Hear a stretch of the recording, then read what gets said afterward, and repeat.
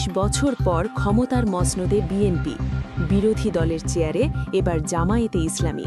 কিন্তু এখানেই শেষ নয়, নির্বাচনের ফলাফল প্রত্যাখ্যান করে বড় আন্দোলনের ডাক দিল ১১ দলীয় জোট। অন্যদিকে বিদেশ থেকে বোমা ফাটালেন শেখ হাসিনা। ঢাকা ৮ আসনে মির্জা আব্বাসের নাটকীয় জয়, আর তরুণ তুর্কি ভিপি নূর, সার্জিস ও মামুনুল হকদের ভরাডুবির আসল রহস্য কী? বিস্তারিত থাকছে আজকের এক্সক্লুসিভ রিপোর্টে। ঢাকা ৮ আসনে সারা রাত জেগে থাকা মানুষের উৎকণ্ঠা, মির্জা আব্বাসের শেষ মুহূর্তের নাটকীয় জয় এবং সোশ্যাল মিডিয়া কাঁপানো তরুণ নেতাদের ভিপি নূর, মামুনুল হক, সার্জিস আলমদের করুণ পরাজয়, সব মিলিয়ে এক মহাকাব্যিক নির্বাচনের ফলাফল আজ আপনাদের সামনে তুলে ধরব।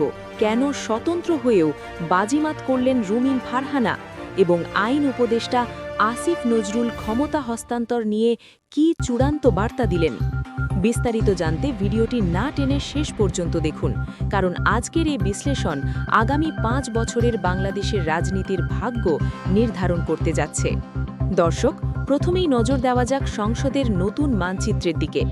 ২৯৯টি আসনের মধ্যে ফলাফল যা পাওয়া গেছে তাতে দেখা যাচ্ছে বিএনপি এককভাবেই লাভ করেছে ২১৩টি আসন।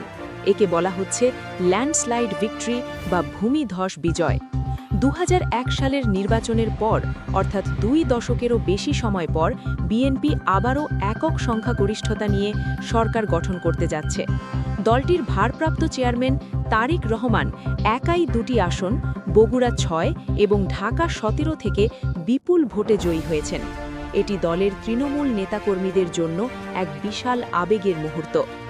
তবে এবারের সংসদে সবচেয়ে বড় চমক হিসেবে আবির্ভূত হয়েছে জামায়াতে ইসলামী। অতীতে তারা বিএনপির জোট সঙ্গী হিসেবে নির্বাচন করলেও এবার তারা নিজস্ব প্রতীকে লড়ে ৭১টি আসন নিশ্চিত করেছে। এর ফলে বাংলাদেশের ইতিহাসে প্রথমবারের মতো জামায়াতে ইসলামী সংসদে অফিসিয়াল বিরোধী দল হিসেবে বসতে যাচ্ছে।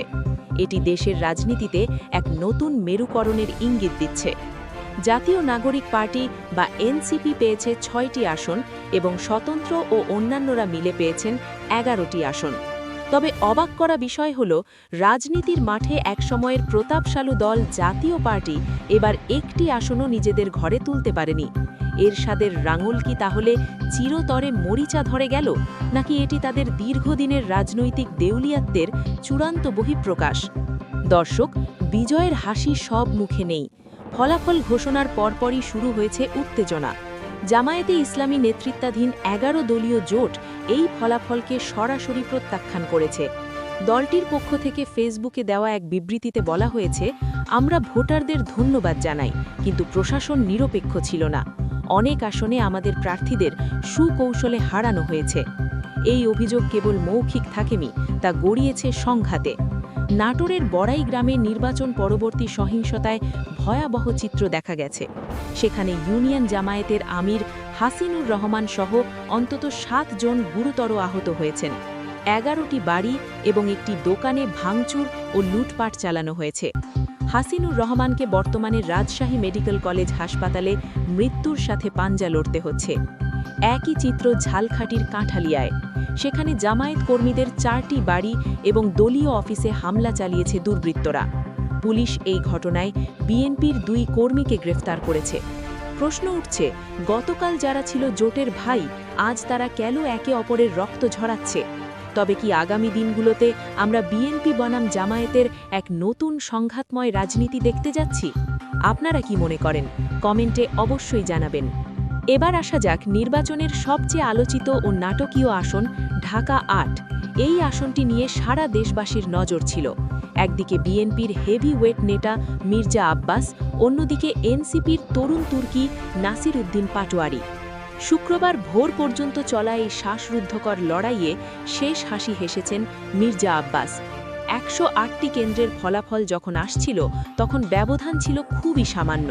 চূড়ান্ত ফলাফলে দেখা যায় মির্জা আব্বাস পেয়েছেন ৫৯,৩৬৬ ভোট আর নাসির উদ্দিন পাটোয়ারি পেয়েছেন ৫৪,১২৭ ভোট। ব্যবধান মাত্র ৫,২৩৯ ভোটেরই। অনেকেই বলছেন পোস্টাল ব্যালট এবং শেষ মুহূর্তের কিছু কেন্দ্রের ফলাফলই আব্বাসের জয় নিশ্চিত করেছে। অন্যদিকে চমক দেখাচ্ছেন বিএনপির এক সময়ের অগ্নিকন্যা, বর্তমানে স্বতন্ত্র প্রার্থী ব্যারিস্টার রুমিন ফারহানা। দল থেকে বহিষ্কৃত হয়েও তিনি ব্রাহ্মণবাড়িয়া ২ সরাইল আশুগঞ্জ আসনে ৫০,৫৩৯ ভোটে বিজয়ী হয়েছেন। তিনি হারিয়েছেন জমিয়তের মাওলানা জুনায়েদ আল হাবিবকে।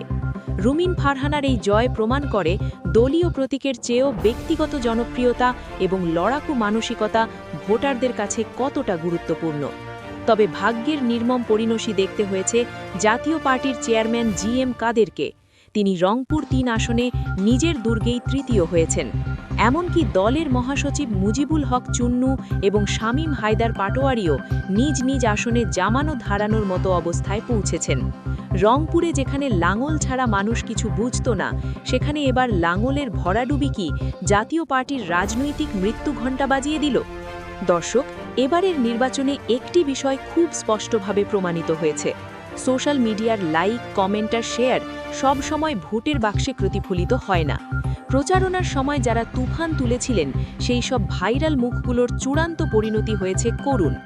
গণ অধিকার পরিষদের ভিপি নুরুল হক, হেফাজতে ইসলামের নেতা মাওলানা মামুনুল হক এবং বৈষম্য বিরোধী ছাত্র আন্দোলনের অন্যতম মুখ সার্জিস আলম এবং হাসনাত আবদুল্লাহ সবাই বিএনপির ধানের শীষের জোয়ারে ভেসে গেছেন। ঢাকার বিভিন্ন আসনে ডাক্তার তাসনিম জারার মতো স্বতন্ত্র প্রার্থীরাও জামানত হারিয়েছেন। পঞ্চগড়ে সার্জিস আলম এবং ঢাকায় ভিপি নূরের পরাজয় তরুণ প্রজন্মের ভোটারদের মনে বড় ধাক্কা দিয়েছে। বিশ্লেষকরা বলছেন, মাঠের রাজনীতি আর ফেসবুকের রাজনীতির মধ্যে যে আকাশ পাতাল ব্যবধান, তা এই নির্বাচনে আবারও প্রমাণিত হল। বিএনপির মতো একটি সুসংগঠিত দলের সাংগঠনিক শক্তির কাছে ব্যক্তিকেন্দ্রিক জনপ্রিয়তা ধোপে টেকেনি। তবে কি তরুণ নেতৃত্ব বাংলাদেশের রাজনীতিতে এখনও অপরিণত, নাকি ভোটাররা পরীক্ষিত দলকেই বেছে নিতে স্বাচ্ছন্দ্য বোধ করেছেন? এদিকে নির্বাচন নিয়ে বিস্ফোরক মন্তব্য করেছেন প্রাক্তন প্রধানমন্ত্রী শেখ হাসিনা। প্রবাস থেকে দেওয়া বার্তায় তিনি এই নির্বাচনকে প্রহসন ও প্রতারণা বলে আখ্যায়িত করেছেন। তিনি অভিযোগ করেন, ১১ ফেব্রুয়ারি সন্ধে থেকেই কেন্দ্র দখল, ব্যালট ছিনতাই এবং এজেন্টদের বের করে দেওয়া হয়েছে। ১২ ফেব্রুয়ারি সকালেও ভোটার উপস্থিতি ছিল নগণ্য। তিনি অবিলম্বে ডক্টর ইউনূসের পদত্যাগ এবং নতুন নির্বাচনের দাবি করেন। তবে অন্তর্বর্তীকালীন সরকার তাদের রোডম্যাপে অটল আছে। আইন উপদেষ্টা ডক্টর আসিফ নজরুল জানিয়েছেন, আগামী ১৪ই ফেব্রুয়ারির মধ্যে নির্বাচনের গেজেট প্রকাশ করা হবে এবং সব ঠিক থাকলে ১৭ থেকে ১৮ই ফেব্রুয়ারির মধ্যে নতুন নির্বাচিত সরকারের কাছে ক্ষমতা হস্তান্তর করা হবে। অর্থাৎ আগামী সপ্তাহেই বাংলাদেশ পেতে যাচ্ছে তার নতুন প্রধানমন্ত্রী ও মন্ত্রিপরিষদ। সবশেষে ত্রয়োদশ জাতীয় সংসদ নির্বাচন আমাদের সামনে অনেকগুলো প্রশ্নের জন্ম দিয়েছে। ১. বিএনপি কি পারবে একক সংখ্যাগরিষ্ঠতা নিয়ে দেশকে স্থিতিশীল রাখতে? ২. শক্তিশালী বিরোধী দল হিসেবে জামায়াতে ইসলামী কি সংসদে গঠনমূলক ভূমিকা রাখবে, নাকি রাজপথে সংঘাত বেছে নেবে? ৩. জাতীয় পার্টির শূন্যতা কি দেশের রাজনীতিতে নতুন কোনো মেরুকরণ তৈরি করবে? দর্শক, আপনার মতামত আমাদের জন্য অত্যন্ত গুরুত্বপূর্ণ। আপনি কি মনে করেন এই ফলাফল মানুষ মেনে নিয়েছে, নাকি সামনে আমরা আরও বড় কোনো রাজনৈতিক অস্থিরতা দেখতে যাচ্ছি? রুমিন ফারহানার জয় এবং ভিপি নূরের পরাজয়কে আপনি কিভাবে বিশ্লেষণ করবেন? দ্রুত কমেন্ট বক্সে আপনার মতামত জানান। আর হ্যাঁ, রাজনীতির প্রতি মুহূর্তের ব্রেকিং আপডেট সবার আগে পেতে আমাদের চ্যানেলটি সাবস্ক্রাইব করুন এবং বেল আইকনটি বাজিয়ে দিন। লাইক ও শেয়ার করে সত্য সংবাদ ছড়িয়ে দিন সবার মাঝে। দেখা হবে পরবর্তী ভিডিওতে। ততক্ষণ ভালো থাকুন, সুস্থ থাকুন। আল্লাহ হাফেজ।